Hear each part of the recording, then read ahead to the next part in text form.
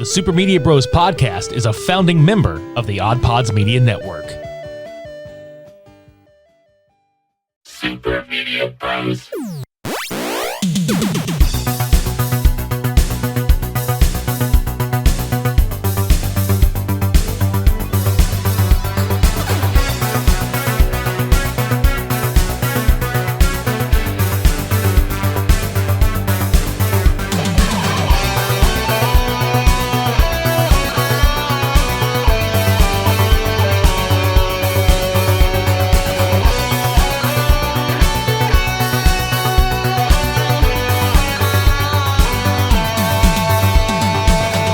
Goddamn bugs and shit. Somebody call the Orkin Man.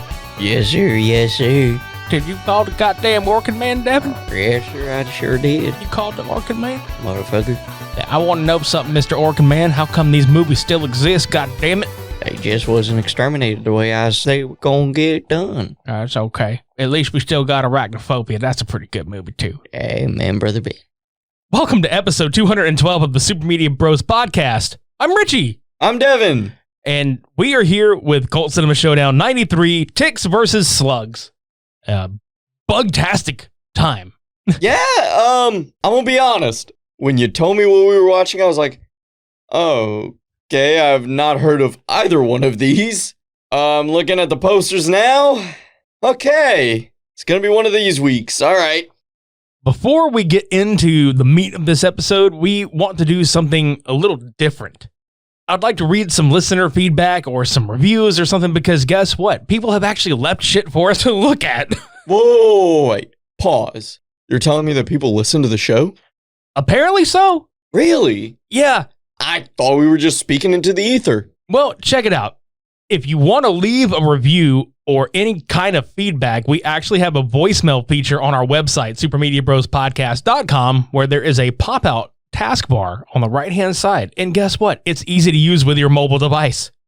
So these people have no excuse. No, none. I mean, outside of leaving us, ratings and reviews on Apple Podcasts or Spotify or Podchaser or GoodPods, you can go to our website and literally leave a voicemail. A voicemail? Yeah. You can whoa. I know, we're getting all high-tech shit. Yeah, this is really cool. I know, right? So if you want to go leave us feedback on the website, we may just feature it on the podcast. Like, your audio recording could be played on one of our shows. Dude, I would have loved that whenever I was just a listener. Oh my God. That's what I'm saying, dude. Like, we coming up. Yeah, dude.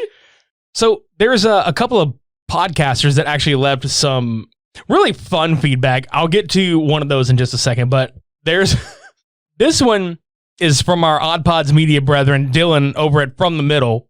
He says, Super Media Bros is one of the greatest things to come out of the southern United States ever. Easily beating out fried food, iced tea. Yeah, easily beating out fried food, iced tea, SEC football, and Gone with the Wind. Exactly. Do yourself a favor, listen to every single episode of this podcast and make your ear holes eternally grateful. Thanks, Dylan. And that's a pretty high compliment because we love us some fucking iced tea and SEC football in the South, trust me. Am I wrong? Oh my fucking God. Oh God, fins up. That's not even SE, but goddamn it, Miami Dolphins for the win. I will plug that shit any chance I get. Sports ball. This other one is coming from 30 and Nerdy. It says, this show has become a weekly must listen for us. We enjoyed the 8-bit vibe we get just from listening to the intro music. It's like playing Vice City while watching an 80s buddy cop movie with your shades on. Keep up the great content and the excitement on your show. Oh, thank you. And then the last piece is actually we were mentioned in Twitter today. Okay. This one is actually from Kelly Madden over at Drunk Theory Podcast, which is like another cool show that you should be checking out. She sent out a tweet and she mentioned a few other podcasts where she was like, okay, today's listens on GoodPods. And our Wish You a Turtle Christmas episode was the listen that she did. And it was hilarious because the comment, we had retweeted it on our Twitter at supermediabros_, and was like, yo, thanks. That was one of our favorite episodes to record. And she goes, it was really funny the way you guys were so pissed off at that movie. I kind of want to watch it now. Don't do that to yourself. I actually encouraged her to watch it, only if she wants the exact same experience that we had. Oh, what? You want to be miserable for the rest of your life? Because you're never coming back from that. I said that was like equivalent to a kick in the nards of your childhood. That's putting it lightly. I mean, it ain't wrong. Tell me I'm wrong. It's stapling each individual testicle with one staple at a time at this pace so you feel everything. Would it be like rusty staples? Oh, yeah, absolutely. You can feel the tetanus hitting your fucking children before they're even created. That sounds extremely painful, and I don't want to do that ever. Yeah, so why would you even want to watch that fucking movie? I don't know, but approach with caution if you do watch it. But I will say this: if you want to hear us pissed off, look no further than Home Sweet Home Alone, because that one really, really pissed us off. I think probably more so than the Turtles one. Yeah, the Turtles one, at that point I was just broken, because I believe that one came after the fact. So at that point I was just like, this is my life now. I signed a contract to do this with myself. What have I done? Yeah. Now I've got this fucking obligation for the next 4 years. No regrets. Yeah. Yeah, fuck you, you fucking bastard.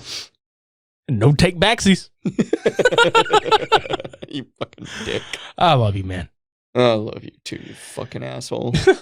Let's get into Ticks versus Slugs. So, yeah, Ticks, 1993, a 1993 horror science fiction. Dare I say, some comedy in there. Yeah, a little bit of like a dry sense of humor, but it was present. Yeah, Starring Seth Green. that threw me off, but not as much as the next person that we saw. You talking about Alfonso Ribeiro? That's the funniest fuck. That's right. Okay, side tangent here. All right, fucking Carlton from Fresh Prince. He told Will Smith, because Will Smith at the time, whenever they were both casted, were like, all right, so what should we name ourselves? Alfonso said, just call yourself Will, because for the rest of your life, you're going to be known as Will from Fresh Prince. Make it your first name. That way they know you as you. And he was like, that makes sense. Alfonso, what's your name going to be? Carlton. The fuck? You already had a baller-ass name. What the fuck? Could have gone by Alfie. Yeah, like, what? What the fuck is this? He could have been Defonso. This is some bullshit. You played yourself, dude. Congratulations. You played yourself. Exactly. Dude, I don't get it. I don't know, but it's always nice to see him in a role. I mean, yeah, absolutely. And let's not forget that Peter Scolari was also in this movie, along with Clint Howard. God damn. The movie deals with these kids that are going to some kind of like retreat, basically, like some wilderness refuge bullshit. I thought it was some kind of like, I wouldn't say it was like a It's like it's a wilderness retreat, basically, and it's like these social workers are taking them. Yeah, like I was gonna say, it wasn't a juvie per se, but it was like a weird, these are all troubled youths. And it's like, this is the last chance before you guys get really screwed over. It's almost like Holes, but camping. Ooh, I didn't think about that movie because you know how long it's been since I've seen that one? See, unpopular opinion, it's one of my favorite Disney movies. As far as live action goes, anyway. Like, I fucking love that movie. But no, the movie starts off with Seth Green balling like fucking Alex Caruso, but with hair. Bro, I was watching this, I was like, God damn, look at him. Look at him go. I wasn't expecting this. Right, like he's just roping. Yeah, and you got this, like, what I assumed was just some drug-dealing, murderous psychopath just vibing, dressed like fucking Blade, you know? My name's Panic because it's something I don't do. Yeah, and then you were like, you recognize him, right? And I was like, huh? And I was about to take my phone out and like Google the name. And then he takes his shades off. I was like, motherfucker. Carlton Banks is basically playing the bully that beat up Will Smith and got him into Bel Air to begin with. Tell me I'm wrong. You're not wrong. And they are in California in this one. Yeah, so it makes sense. Like, I was watching this. I was like, holy shit. Why have I never heard of this? Right. And like, then, it's got a real cast. It really does. And the way that the ticks come into play is, y'all, I cracked Devin's shit up when I kind of worded it this way. And it was after the fact. So this drug dealer that's played by Clint Howard is basically using steroids to enhance his marijuana. And I'm talking like we're getting Incredible Hulk-sized green, okay? But there's a runoff from the chemicals. And it's mutating local ticks. It's mutating the ticks. God damn it. And the way I described it to Devin was roid raging ticks attacking campers. And he was just like, I'm in. Yeah, because that's the thing. Like, at this point, I had already seen the movie. We were about to get ready to review. And you made that mention. And I was like, what? Because at the time that I had watched it, I was like, mildly sleep deprived because I don't sleep anymore. Was it another one of those situations where you were like, did I actually watch this or am I fever dreaming it again? No, I knew that I watched it, but here's how bad it was, is that I was so tired and exhausted and just feeling like shit that I watched it, and as I was watching the plot unfold, I was like, oh yeah, that's the plot. Okay, I'm buying this. Not thinking anything of it. It was just another Sunday. And then whenever you explained what I actually sat down and witnessed, I was like, what the fuck? Like, why wasn't this the tagline on the box art? Yeah, like, I didn't even register with me. I was just watching it. Like, I bought every plot line. I don't know why. I thought it made sense. I mean, it does. And then it doesn't. Yeah, it does.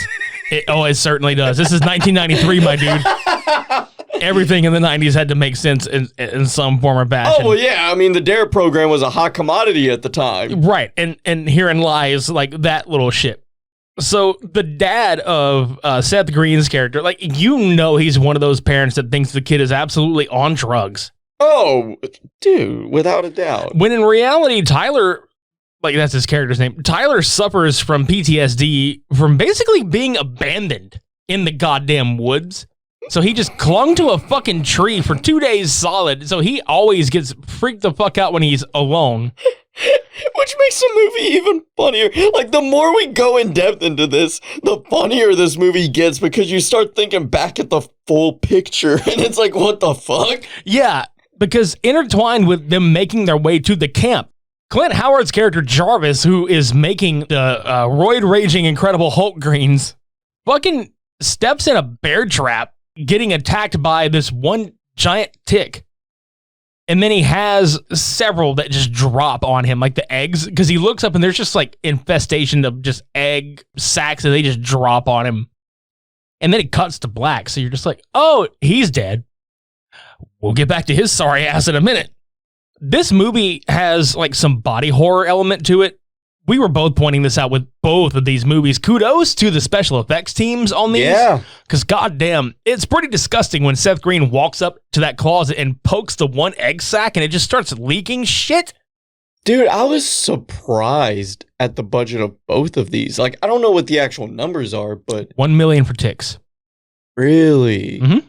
That low? And look what they did with it. 1993, so... Yeah, but I was going to say, like, look how well they utilized it, okay? Yeah. Now, there's more plot development with each character that I really feel like y'all should probably experience yourself, because we're just going to kind of get into the meat and potatoes of these and not really break down too many of the characters' like subplots and all this other bullshit. Just maybe surface value, because Panic has his dog, which is Alfonso's character. He brings his dog with him. Don't do this to me. Don't. It is integral to the plot, sir. I know. Melissa, one of the characters, gets attacked by a tick, and then Tyler gets it off of her, and they're trying to tell the two adult counselors or the two adult, social workers. And they're like, oh no, y'all are just seeing shit. And meanwhile, there are two other like really creepy fuckers that stalk one of the girls at the gas station they stopped at. And they just so happen to be at this same camp area. Oh boy, the plot's going to thicken there because they are some creepy sons of bitches. That's one way of putting it. Yeah. Yeah, I'm dancing around until we get to it, buddy.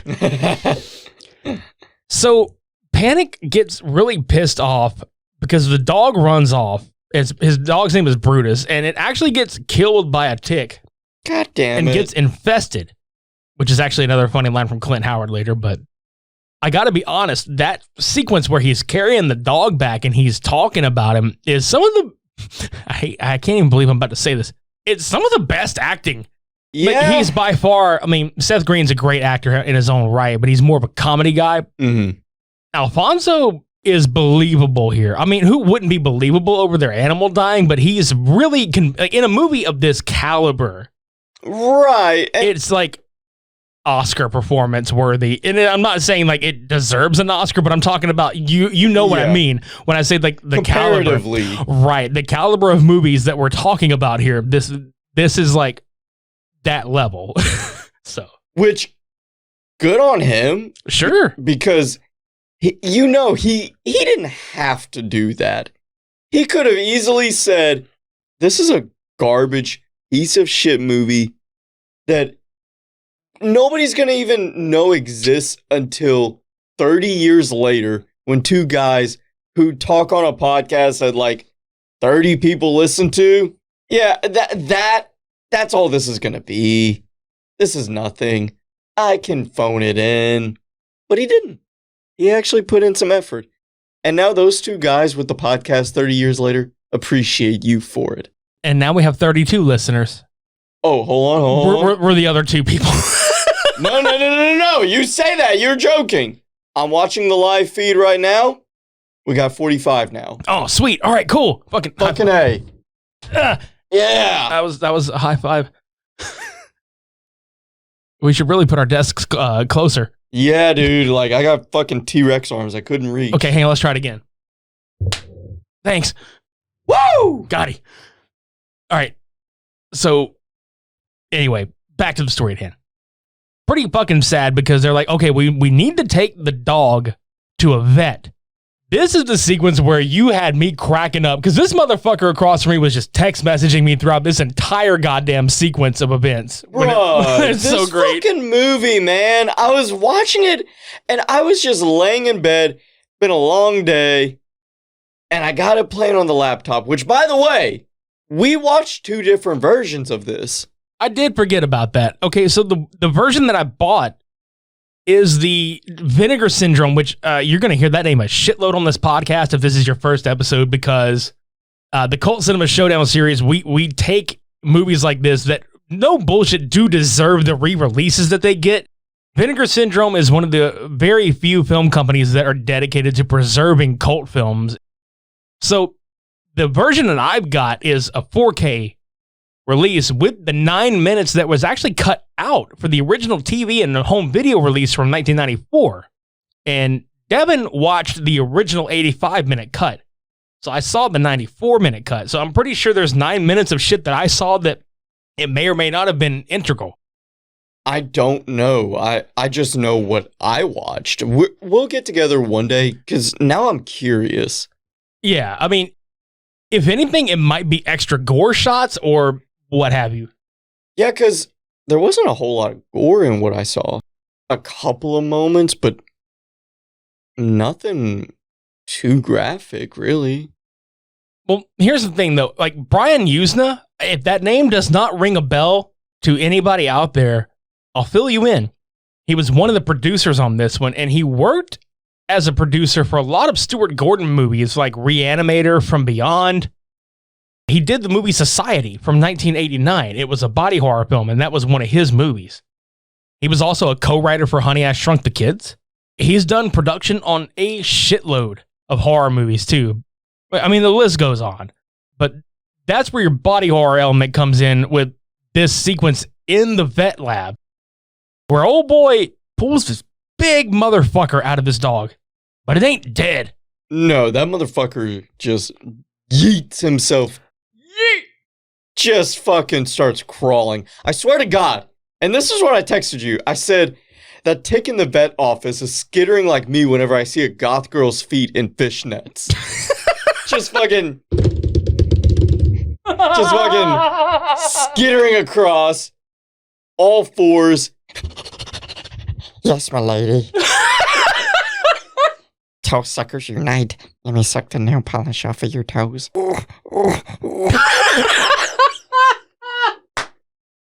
I died when I fucking read that text message, y'all.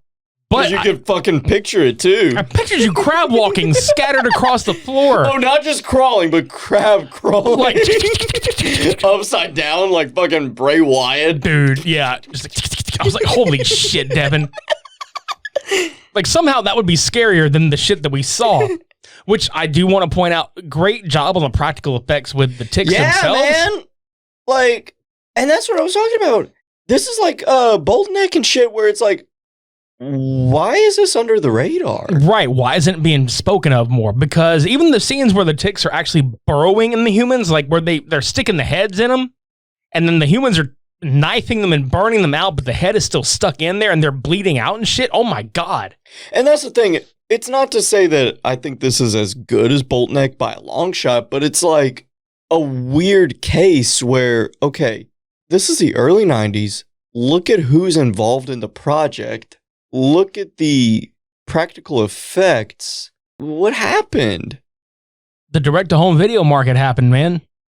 But they figure out, okay, these ticks are obviously, which I think is hilarious. The vet just so happens to realize that this particular tick got into all of the runoff from the steroids, and she just somehow knows about the marijuana growing, and she somehow knows exactly who's doing it, and all this bullshit. And But you didn't hear that from me. I know, I was just thinking to myself, and not once did they go, how does this bitch know? Yeah, like, and she just nonchalantly gives them this disclosure and is like, But you didn't hear that from me. Right, like she sneaks like a fucking non-disclosure agreement in with the vet work, like paperwork that they got to sign. I'm like, what? She's like, sign here, initial here, and put your social security and your date of birth here, and then also your home address. And it's like, well, why do I need all this bullshit? What is your mother's maiden name? Right? Meanwhile, Panic is in a panic, which he says he doesn't do. He kind of threatens to cut Tyler, and he leaves. And the two assholes in question that were stalking everybody earlier just so happen to be in on the whole grow. Like, they don't want any of these people fucking up their land or their grow or any of the shit. So while Panic is being attacked by a tick and tripping balls, because apparently their saliva and the shit that they were in can make you trip balls because of the steroids and the fucking weed, bruh. He is somewhere else completely in his head while these motherfuckers are just having a field day with him. They shoot him. Dude, I'm not gonna lie. I was watching this movie. My mans was running through the woods, and these two backwood fucking hillbillies chasing his ass down. I was staring at that fucking computer screen, and I thought, that's gotta be racist. There's no way. I'm gonna just keep it real. There's no way that is like of our culture. I agree 100%, dude. And I know probably on surface value, you're not supposed to see it that way, but my God, if it's it is too not on the nose. exactly, it has to have been intentional. like they dressed that man to the nines in the fucking woods, man. Yeah, dude. Like just downright to his wardrobe. I was like, this was a 1993 modernized version of like, what was his name in and To Kill a Mockingbird? Tom, yes. Because, like, Tom, correct me if I'm wrong, Tom just walked around no shirt but overalls. Yeah, that's basically, this man wore, like, denim on top of denim with the sleeves cut off and everything, and that's what it made me think of, and these backwood hillbillies are chasing him down, yelling about whatever the fuck, toothless as motherfuck, not a tooth inside, shooting him, playing with him as he's dying and bleeding out. And it looks way worse later in the third act when he shows back up. Dude, it was so... That was horrifying to look at. I'm not gonna lie, I felt a little uncomfortable. No, I did too. And that's why it's meant to be uncomfortable, because he's all fucked up. So, long story short, everybody assumes he's just dead, right? And they figure out, okay, we can burn these bastards. So first off, the whole area gets infested with these bastards. We cut back to Jarvis, who we thought died from the bear trap thing. Turns out he's had a whole slew of these bastards laid in his face to the point where he's like bursting. His face is bursting out, and he's just like, I'm infested, which is hilarious because the original title of this movie was called Infested. Really? Yeah. Okay. So it's a little comedic that Clint Howard gets face explosion. However, they're trying to escape, and they're like, we can blow this whole goddamn thing up. We're going to set this on fire. But which also kind of sucks balls because they did make mention of trying to not cause a forest fire because of how dry it is there.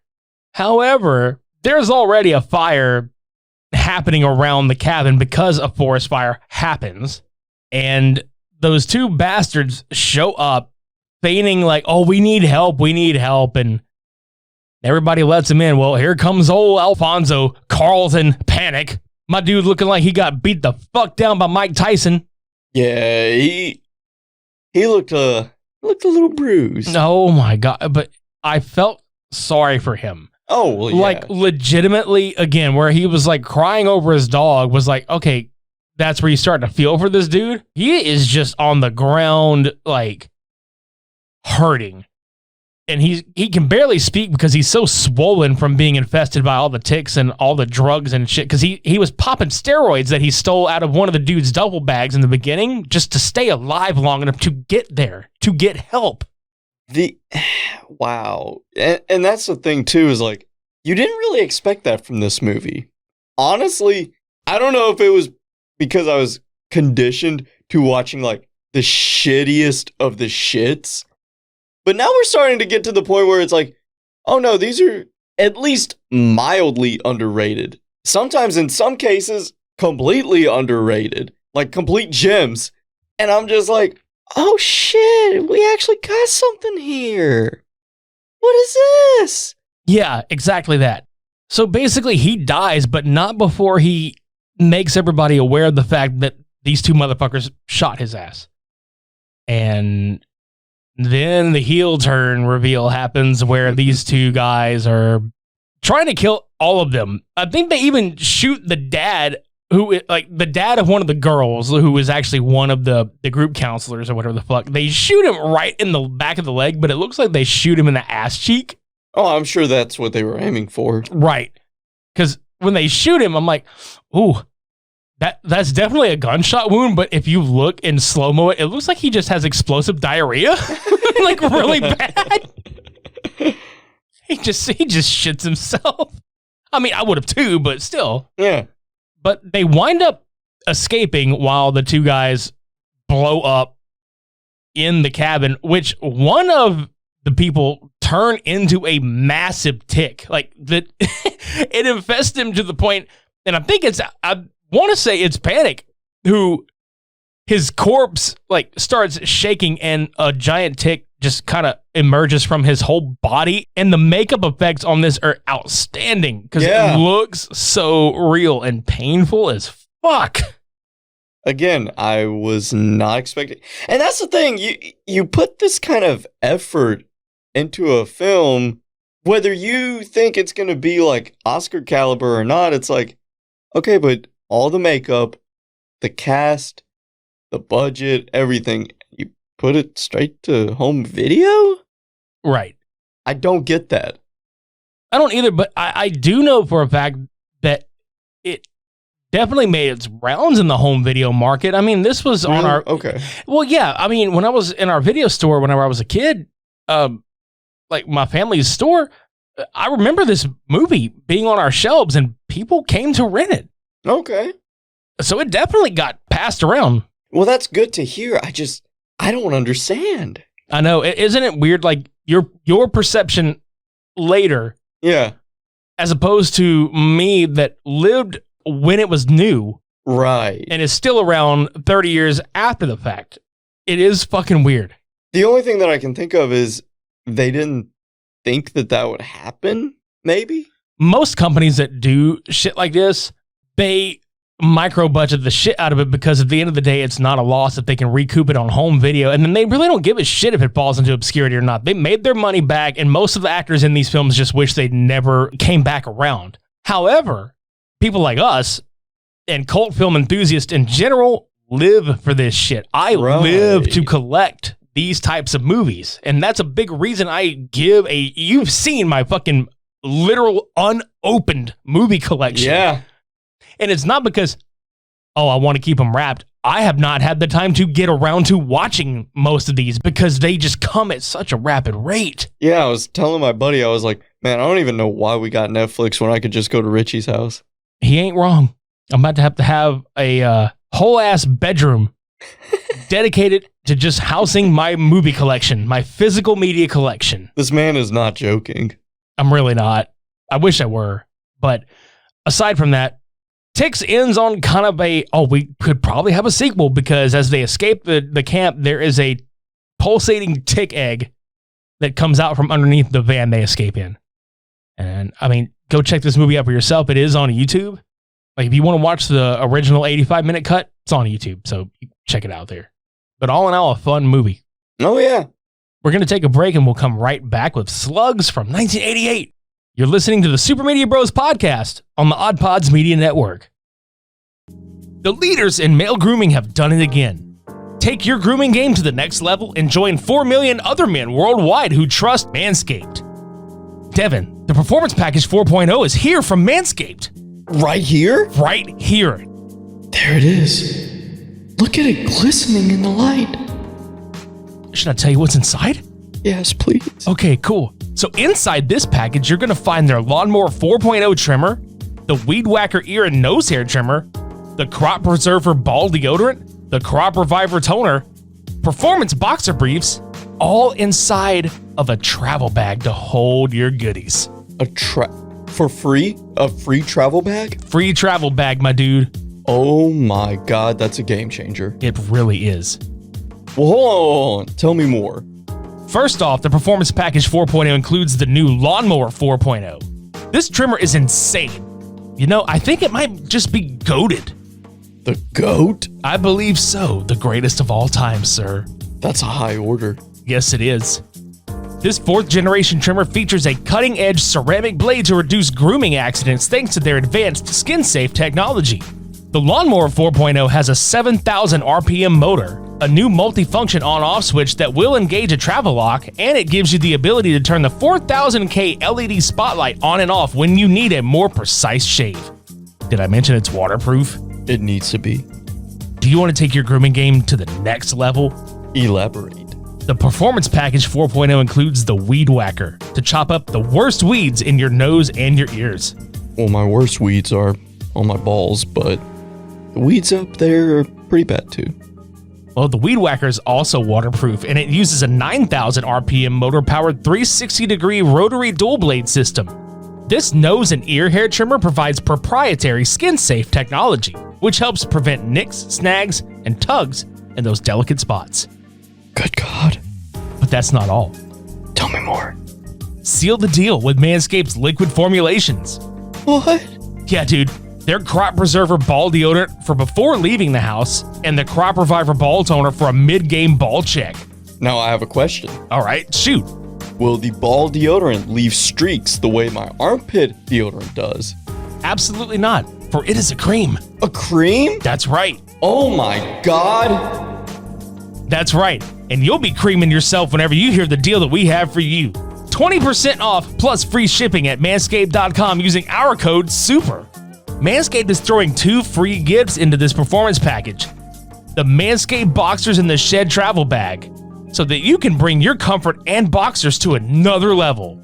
Get 20% off plus free shipping with our code SUPER at manscaped.com. Again, 20% off plus free shipping with our code SUPER at manscaped.com. Thanks, Manscaped. You are awesome. Hey, it's Dalton.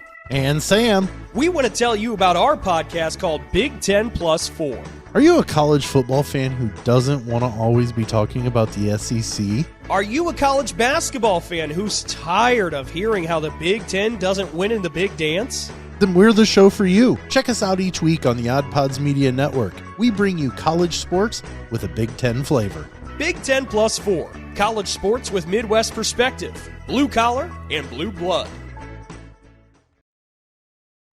The slugs, the slugs. Yeah. I don't know.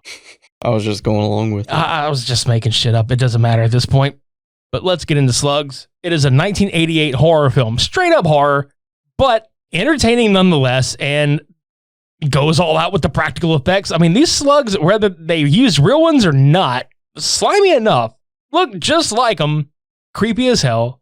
However, this is one of those movies where, like, some of the scenes, whenever they shot them, you're just like, what the fuck? Like, especially in the beginning. Yeah, the beginning, I was like, oh, well, I mean, I guess Tix wins. You know, like, just by default. Does this even belong in the movie, though? Like, that opening shot. There was a lot that made me think, does this belong in this movie? The music, for one, I don't know who came up with the fucking musical score, the soundtrack, any of that. Like, there would be scenes where they were driving in a cop cruiser and they were playing fucking news broadcast music. And not even good news broadcast music. I'm talking like royalty-free dumpster trash fucking MP4 downloads. I know, dude. I was cracking the fuck up about that, too. Now, the director of this movie, J.P. Simon, also did Pieces from 1982, which is a fantastic horror film. I laugh at the beginning sequence where the couple are in the boat fishing on some kind of lake. And the chick is just like, I want to go swimming. And, like, nipples piercing through her shirt, by the way. I mean, she has some fucking... You could cut glass. Dude, she had some fucking torpedo titties. That's exactly correct. And she's sitting there looking at this dude. She's like, I want to go swimming. And he's just like, the water's too cold, yet he's got his whole foot dunked in the shit. I was noticing that. I was like, is that a thing that people do? I don't know, but I had to laugh where he was just sitting there. He's like, oh, the water's too cold. Oh, there's something slimy in there. And I'm sitting there thinking, bro, you could be getting slimy with something else, but you fucking around and being dumb. She's sitting there like about to take her shirt off, and she's like, come swimming with me. And then he fucking goes, yeah.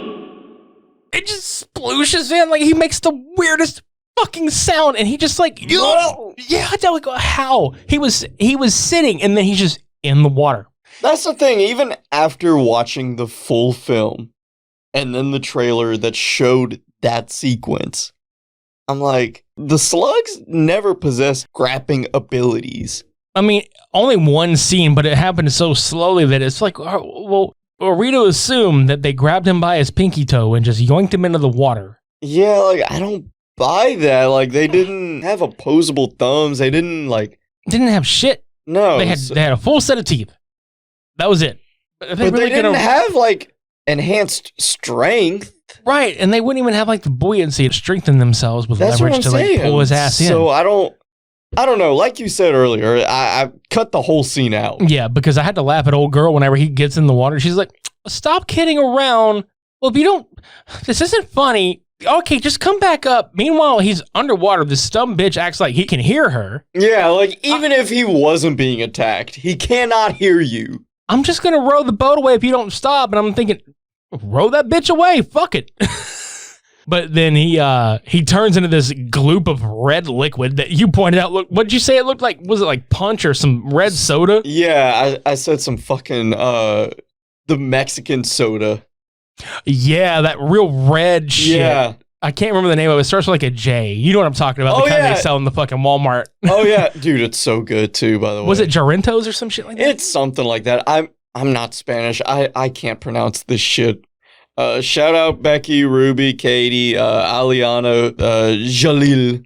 Yeah, I totally blanked on that motherfucker's name. My bad, bro. Yeah, shout out to all of y'all. Y'all can translate this shit. They'll burn my ass for this later, but I can't say it, but they can. Exactly. Yeah. So Mexican soda boy dies, and then we get the title card of Slugs, and you're just like, okay. Yeah, at that point, I was like, okay, so what is this?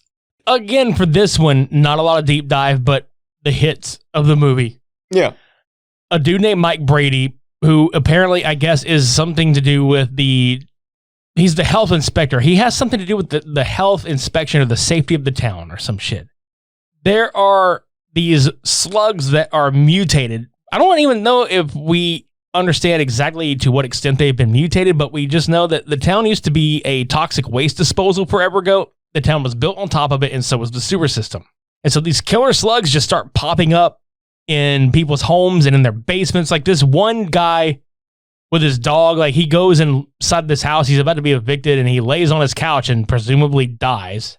I'm thinking, they don't even show any slugs on the couch. He just goes and sits on the couch and lays down. Although I will say, this motherfucker was living like, he went to go eat some probably 3-week-old pizza and was just like, and he throws the box into his basement, not even in the trash can, but into the basement where it looks like a pile of junk is in there already, but the whole floor is crawling with these black slugs. We all know that one guy. Yes, we do. My man's done got eaten. I can name like 4 people that live like that. It's so bad. I know. Oh my God. But yeah, he fucking dies, and then Mike shows up to like help with the inspection, and my God, when he's taking a ride with the police officer to this house, it is the most god-awful music, like you said earlier. It's like the most bullshit newscast, just copy and paste. It wasn't even good.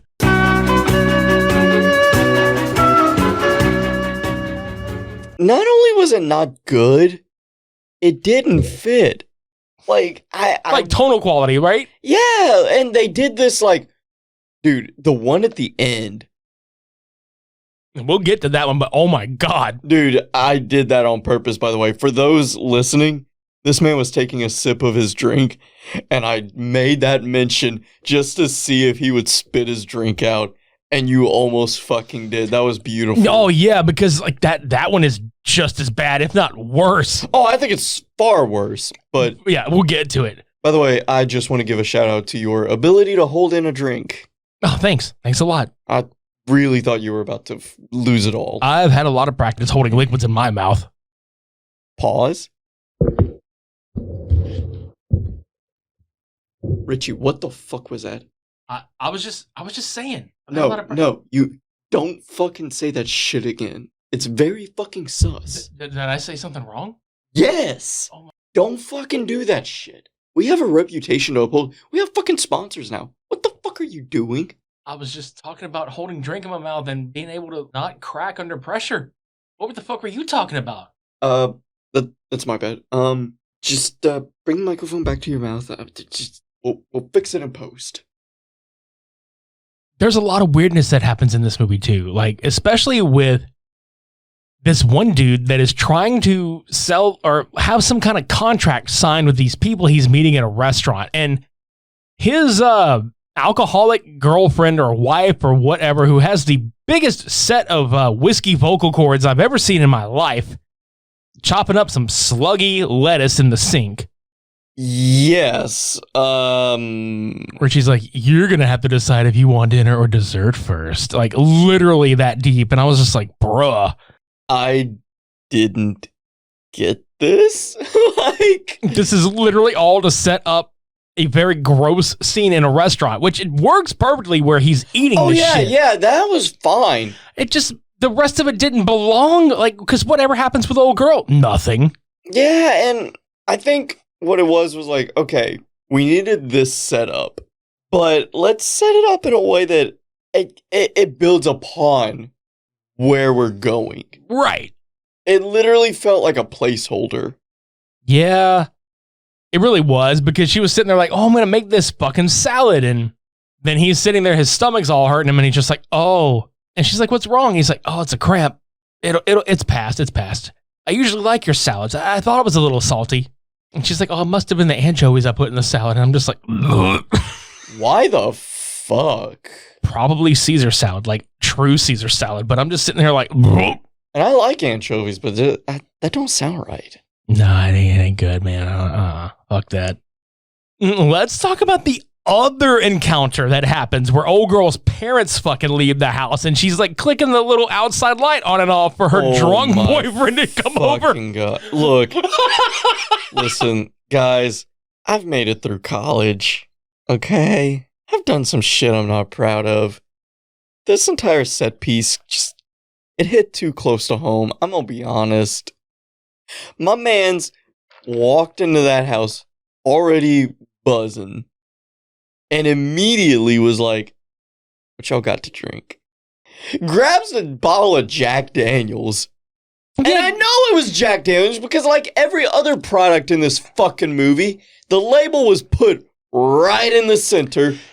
There's one scene in the kitchen where it was like 5 different products all in a row. What was it? It was Reynolds aluminum foil, the Brillo pad. The Brillo, Pepsi, and there was some kind of like dish detergent. Yeah, it was something. I don't remember. Diet Slice was in there somewhere too. Yeah, it was ridiculous. But no, I cracked up when this guy goes into her house because he meets her at the front door. They start making out and they go down to this like sub-basement into like this bar. And he sets her on the bar and that's when he notices all the alcohol. He's like, oh, look at this. What do you say? Look at the stash. Captain Jack grabs a bottle of Jack Daniels and then the camera shows the toilet as he's fucking this girl. Right, like he's pounding her like full blown. Yeah. And then like you hear the audio of it and then you just hear. Yeah. And she's like, oh yeah, do it harder. And then they cut to the toilet covered in slugs, dude. Like I'm talking like shit. Yeah, my man. Like literal shit. Yeah. Fecal matter. Yeah, my feces. Dookie. Doo-doo. This bullshit doo-doo head. No, it looked like our man's done went over there, got drunk on their whole stash of alcohol, Taco Bell shat all over the floor and the toilet, and then commenced to pounding this poor girl's brains out, and then stops mid-fuck to grab the bottle of whiskey. Dog, I ain't gonna lie to you. Do you remember? Yeah, I remember. Okay, I'm not gonna lie to you, bruh. Like, this literally fucking happened. I fucking made it to her house before she did, because she called me up for a booty call. Somehow I made it there before she did. And I texted her, I was like, hey, where are you? And she's like, I'm on my way back. And I was like, all right, can you hurry up? I got to shit. And she's like, okay. Bear in mind, this is a booty call, bro. I immediately walk in, sat down on that commode, shitted my fucking guts out, walked out of the fucking bathroom wearing khaki cargo shorts, ripped my shirt off, and was like, so you ready? What in the John Cena Hulk Hogan fuck were you doing? Best part. Whenever I first got the call, I already changed shirts and put on my Punisher t-shirt with the mindset that I was going to punish this bitch. I'm going to punish her. In reality, I punished that fucking commode.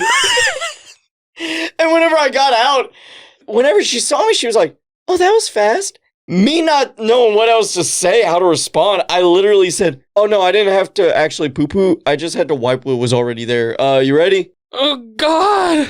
And you know, so you're picturing this story and tell me that's not the greatest. Oh, man. Bruh. And you remember how her bathroom was, how she had just like a fucking mountain of used toilet paper overflowing out of the garbage can. Fuck. Yes. You ever laugh so hard your eyes itch?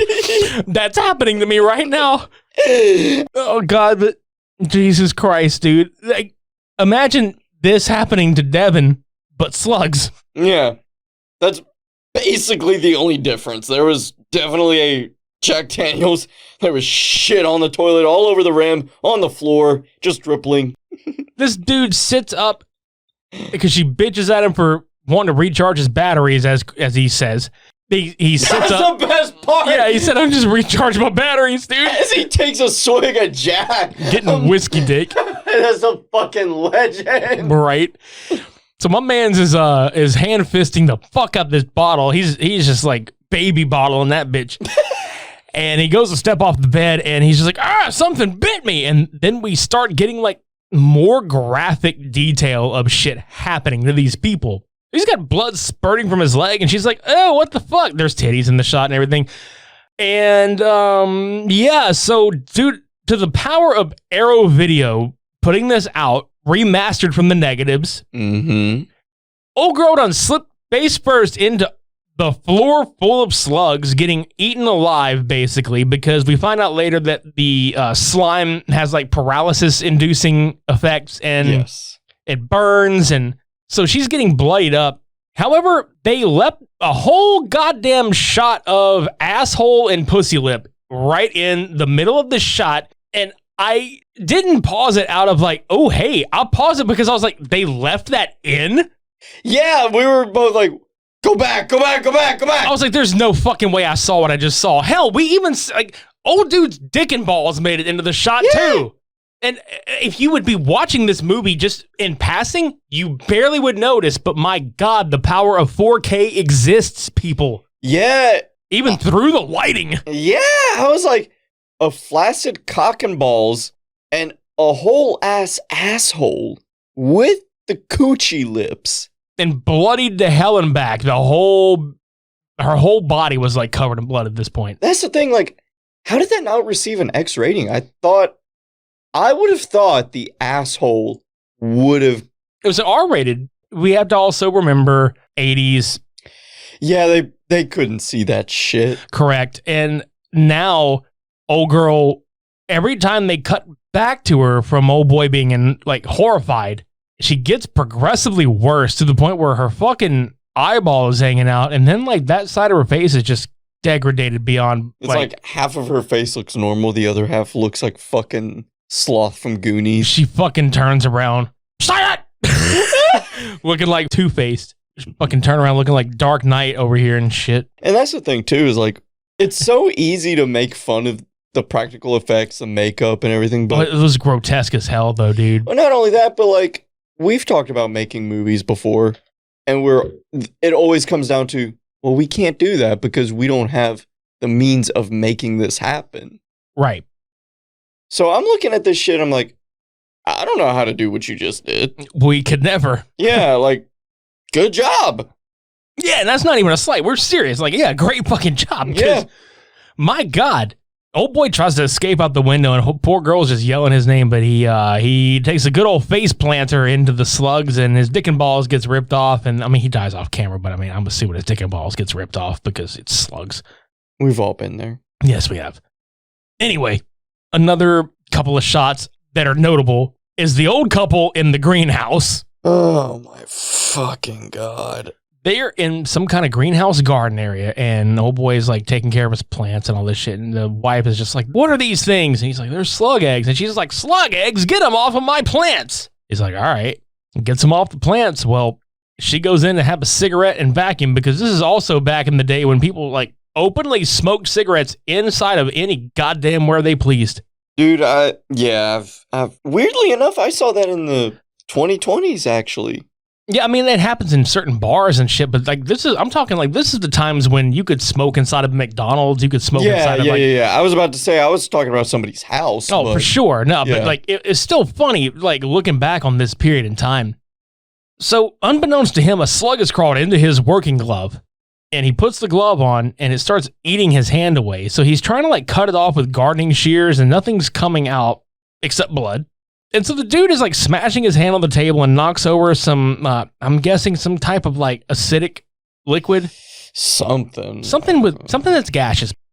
And so he falls on the ground with one of the shelves, and then old girl finally hears him and shuts the vacuum off and goes outside. And he is like chopping his hand off with an axe. And I don't remember what causes it, but something causes a spark, and it lights that liquid on fire. And there is a trail going to a gasoline barrel. And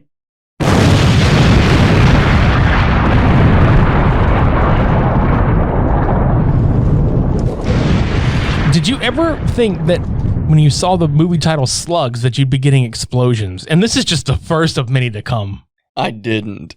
Honestly, like I said in the beginning, I didn't think there would be a budget to these movies, Right. let alone the budget for several explosions, multiple setting transitions. But then you go back to the music and it's like, okay, that was a compromise. Okay. Right. Oh, and the ADR. Yeah, the ADR is pretty atrocious, especially in the sequence where Mike goes to the health inspector that's right above him, who would need like clearance from the mayor to shut the water supply down, because they do deduce that they need to shut the water supply down before it gets into the major part of the city, because they live on the edge of town near like the dump off site. And that ADR is atrocious as fuck, because the dude is obviously delivering dialogue that was probably like originally in the script, but they had to go back over it. And the guy doing his voice does not match him. Dude, it was honestly The Room Samurai Cop kind of bad. Like, it was, I looked at you with a look of disbelief. I know, and that's the best thing ever. Because I said, dude, this rivals Joe and Frank and Samurai Cop talking to their boss whenever he's just pointing at him the whole fucking time. Whenever that's that long take. Yeah, it was that caliber of dialogue, right, and tone. But the ADR was that of like The Room in some scenes. Yeah, I felt like Michael Garfield, the guy who played Mike, he played it straight the whole time. Like, he played his character like completely like straight the entire time. And I feel like that made it come off so bad it's good in a way with some of the sequences.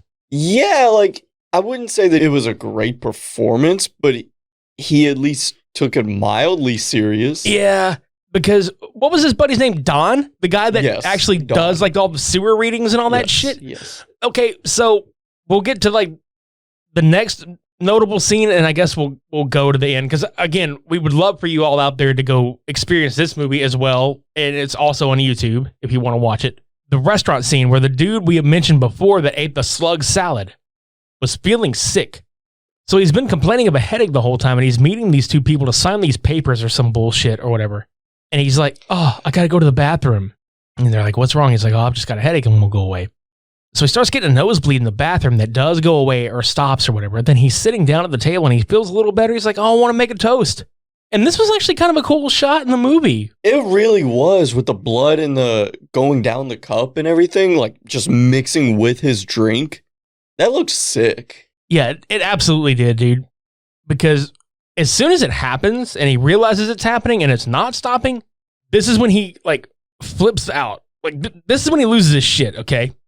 He leans back and he starts like screaming and grabbing at his face and he falls over. And everybody at the table is like horrified, as is everybody in the restaurant. And then, bruh, his eye just explodes open with these nasty little fucking noodly worm fucks. They did it in slow motion though, man. And again, the gore effects were just outstanding. It honestly looked really good. Boy, he dead though. Oh, no, he good. Oh, we told you we did. Nah, he coming back. Oh, okay. He coming back in the sequel. Yeah. Slugs, but the S is a 2. Slug 2. I can fucking see it too, man. God damn it. Slugs, sometimes they crawl back for more. Fuck. I know. Anyway, so he fucking dies. Well, Mike decides, okay, we need to just blow up the slugs in the sewer system, and I don't give a fuck if it blows up businesses or houses in this town. Which, guess fucking what, everybody? Him and Don go into the sewers. Don gets just blasted into like this deeper water holding portion of this area, and he gets eaten alive by all the slugs that are in the water. So Don dies, and he just kind of got dragged into this situation. Didn't even deserve to be there. And Mike says, fuck it. And they have their British science friend who has figured out how to defeat them. And they just shoot this, like, what's it? Some kind of liquid or something that's going to like react with all the gaseous fumes in there. That's what I got out of it. I don't know the science behind it. Yeah, but there's a sequence where before they do that, he cuts like this electrical wire and he winds up like electrocuting all of the fucking slugs. And I guess all of that together like just makes this giant chemical reaction that explodes, like literally blows the sewer manhole tops off on every street. It blows up a building. It blows up a couple of houses. Hell, we even get a reused close-up shot of the greenhouse exploding like it's supposed to be something different. Okay, take that part out of it, and I was just like, for a split moment in time, this is a completely different movie. Like, y'all actually doing something? Yeah, they went with the whole explosion thing. That's where the whole budget went. Oh, God. But yeah, that's kind of the end of the movie, because when that happens, old Mike's girlfriend shows up at the scene, and he PG makes out with her, and it is the worst goddamn music since the newscast music at the very beginning. Damn!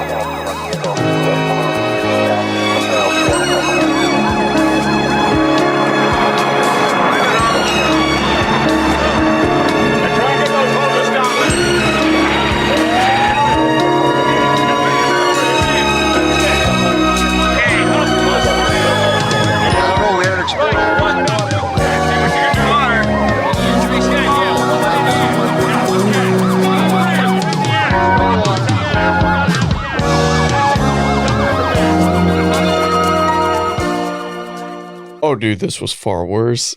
It was so much worse. I swear to God, I thought I was watching the end of a Golden Girls episode. Dude, and that's when I looked at you, I was like, why are they playing sitcom music after a tragic death and explosions, destruction, mayhem, tragedy, and you play sitcom music? Like the end of a fucking Family Matters episode. I'm like, what the fuck? Why? Could you imagine that they rolled the fucking Family Matters theme of the ass into this movie? Days go by. Oh, it's the bigger love on the family. You just hear the piano roll out. Fucking shit myself. I would fucking die. Because that fucking happens and they zoom in on the one slug that is just hanging out. And it's a fucking freeze frame.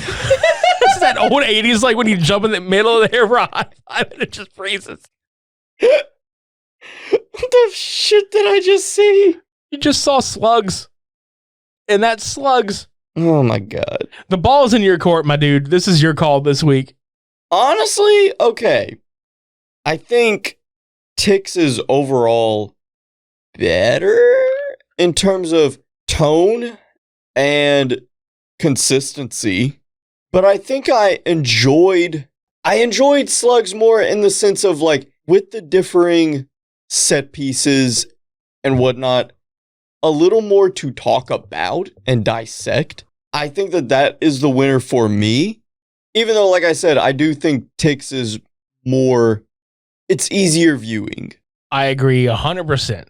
I like Ticks more than Slugs, but if we're looking at it objectively and also to what we do, yeah, the entertainment value as far as like, oh my God, why? Fucking why? Are you kidding me? What the fuck? Definitely Slugs. Like that, it's the more entertaining right of the two in that regard. However, I think Ticks is a slightly more cohesive, better made film. Right, absolutely. Slugs absolutely just ticks all those boxes for us. No pun intended. It ticks all the right boxes for us as far as the fuckery, like the dumb shit that you see in these movies. Like, perfect. Just look, go back, do another remaster when 2028 comes out for the 40th anniversary, and just put the Family Matters theme music on the ass end of it. It'll make a ton of difference, and it will skyrocket this film to the best Oscar for a re-release film. I promise. Amen. Like, they will create that category just for this movie. Just for cats to come in with the butthole cut. Y'all know what I'm talking about. Yep. Release the butthole cut. I mean, if Slugs can release the butthole cut, cats can release the butthole cut. Technically, yeah. Yeah. Because we got some butthole cut. We did. We got the cut hole. Visit supermediabrospodcast.com for past, present, and future episodes, and also to leave us a voicemail. Go click on the little tab to the right. Yeah, I mean, shit, we'll play it on the fucking air, dude. You'll be famous. Bruh. We will. We'll play that shit. Check out oddpodsmedia.com to listen to any of the other shows on the OddPods Media Network. Buy some merchandise from us. Do it. Do it, man. subscribe to us on YouTube. Follow us on social media. We're at Super Media Bros _ on Twitter. We're Super Media Bros Podcast on Instagram, and we are Super Media Bros on Facebook. Just come find us and talk to us. We would love to hear from you. Amen. If you want to have your feedback read back instead of played back, just drop us a line on any of our social medias, or just go leave us a rating and review on Podchaser, GoodPods, Apple Podcasts, wherever you can do that. Shave your balls with Manscaped. It's a sponsor. Yeah, don't forget to use our code SUPER. It'll get you 20% off and free shipping. We actually have a slew of topics to discuss next week. We definitely do, yes. So each of us are going to be bringing a musical topic to the table, which will be fun to discuss. Mm-hmm. We're going to get into the Texas Chainsaw Massacre sequel that actually dropped yesterday on Netflix. Wait, it did? Yeah, it did. Oh, fuck. Okay. Dude, I genuinely didn't know. Okay. For some reason, I thought that would be like next month. Oh, definitely going to be watching that later. Oh, fuck. Okay. And for all of the wrestling listeners out there, we're going to get caught up on All Elite Wrestling's storylines heading into the Revolution pay-per-view on March 6th. Predictions and everything. Yes. So stick around for that, because we will have the AEW Revolution pay-per-view review in March, which is actually going to drop as a bonus episode in the midst of the entire set of DC shit we're going to be talking about, which I still cannot wait to do. Busy month. Yeah, it's going to be busy. Yeah, HBO Max is going to get our fucking money. We're getting our money's worth out of that shit. And we will be making the trek to see the Batman so that we can bring you a bird's eye, or a bat's eye, if you will, a bat's eye account of how great that movie is, because I'm just going to say it right now. I think it's going to be fantastic. Oh, dude, I cannot fucking wait. Everything that I've seen about this movie looks amazing. We need a nut button that we can just push a button that just says nut, real fucking loud. I mean, I have a little meme of SpongeBob literally bathing in a hot tub of nut. I'll send it to you. And you know what? Make that the main photograph for this episode. Oh, Jesus God. Fuck the posters to the movies, just the SpongeBob. I'm going to work the SpongeBob into the poster for that episode somehow. All right, bet. I'm sending that to you right the fuck now. All right, sounds good. Hey, thanks everybody for listening to this week's episode. We had a fucking great time, as always. This has been episode 212, Cult Cinema Showdown 93, Ticks vs. Slugs. Until next week, I've been Richie. I'm Devin. Shades on. We're off.